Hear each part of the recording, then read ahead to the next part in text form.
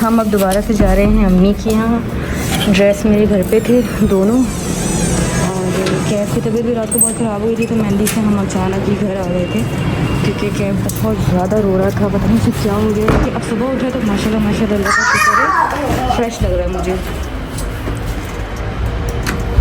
तो अब हम जा रहे हैं और आज बारात है, चलते हैं फिर देखते हैं क्या सूटने वाले और ब्राइड क्या कर रही है और अम्मी वगैरह सब क्या कर रही है। आपको सब पता है? आपको सब पता है?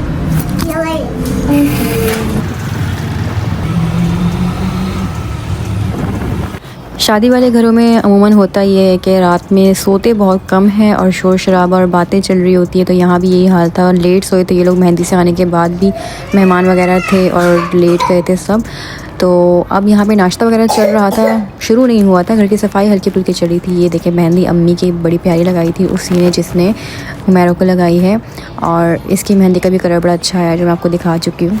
अब यहाँ बन रही है चाय, हम करेंगे नाश्ता। और ये छोटा सा जो प्यारा सा आपको दिख रहा है ये है फबीहा का, वो भी चाय की नशा ही हो चुकी है। सामान पैक हो रहा है और अब हम निकलने वाले हैं पार्लर में। बस आधे घंटे के अंदर निकलेंगे और फिर पार्लर पहुँच के आपसे मिलते हैं। जूते कहाँ हैं? ये क्या है?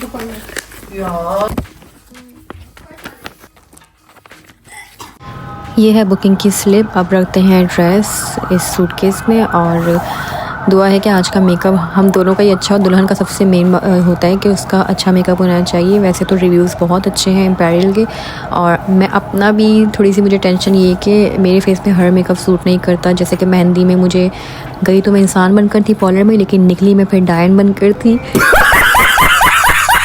तो बस सामान वगैरह हमारा ऑलमोस्ट पैक्ड हो चुका है। अब हम राइड करवाएंगे और फिर निकलेंगे क्योंकि गुलशन जाना है। थोड़ा सा रास्ता लंबा है। सैंडल्स इसके नीचे रखो, सैंडल्स इसके नीचे रखो क्योंकि वो माशाल्लाह है ना वहाँ पे।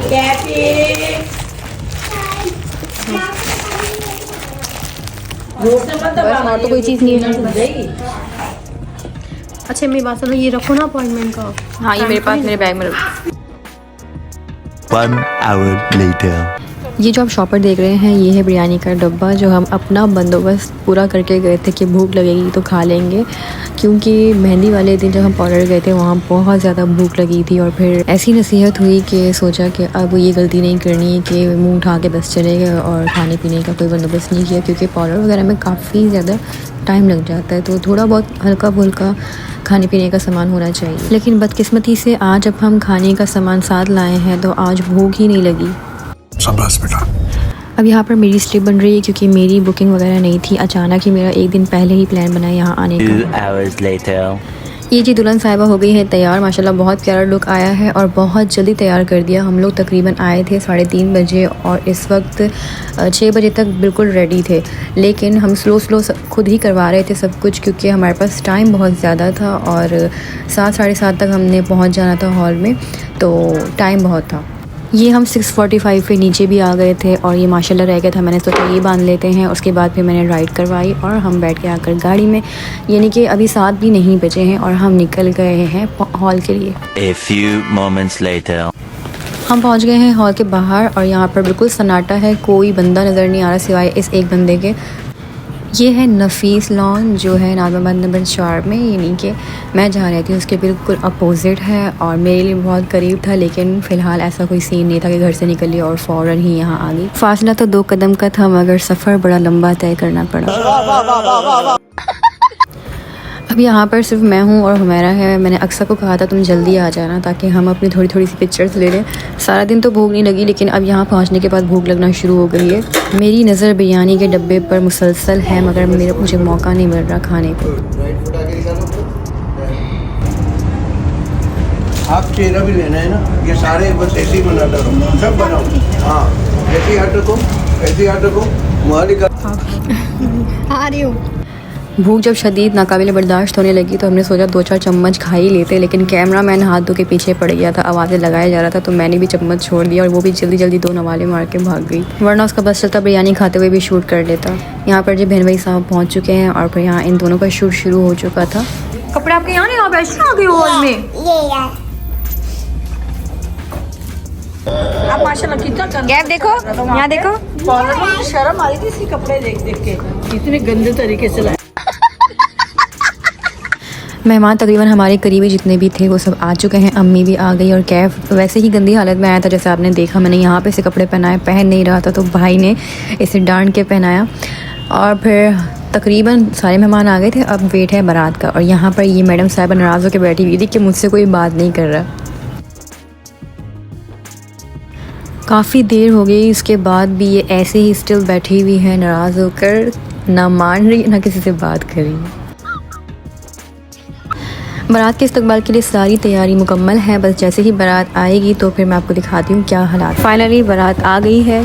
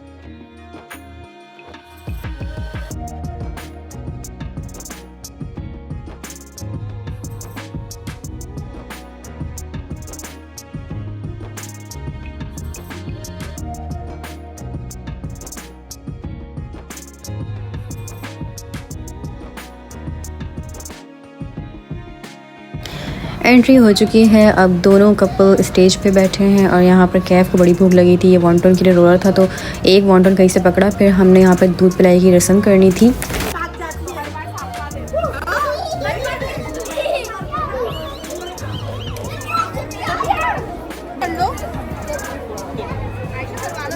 सारी की सारी इतनी एक्साइटेड होकर स्टेज में दूध पिलाने जा रही थी जैसे कि माला माल होकर उतरेगी, लेकिन मैं आपको बता नहीं सकती फ़िलहाल कि कितनी माला माल होकर ये लोग उतरी थी उसके बाद, क्योंकि इनकी बड़ी ही कोई इज़्ज़त अफजाई हो जाएगी फिर इस व्लॉग में।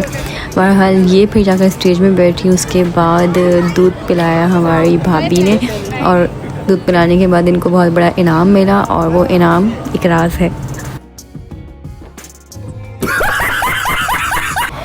रस्में वगैरह ख़त्म हुई तो खाने का दौर शुरू हुआ। फिर हम सब ने मिलकर खाना खाया, तमाम फैमिली मेम्बर्स ने। खाना खाने के बाद रुखसती का टाइम शुरू हुआ और सुबह से मैं सबका मजाक उड़ा रही थी कि रुखसती में रोना नहीं, अभी आंसू बचा के रखो, बाद में रोना। लेकिन जब रुखसती का टाइम शुरू हुआ तब भी इतना ख़ास मुझे वो नहीं हुआ, लेकिन थोड़ी देर बाद पता नहीं क्या हुआ, अचानक ही अनकंट्रोल हो गया सब कुछ और फिर कोने में खड़ी होकर रो के अपना दिल हल्का कर लिया। शुक्र है कि मुझे किसी ने देखा नहीं, अगर किसी ने देखा भी है तो कमेंट करने की ज़रूरत नहीं है। अब मिलेंगे नेक्स्ट व्लॉग में। अल्लाह हाफ़िज़।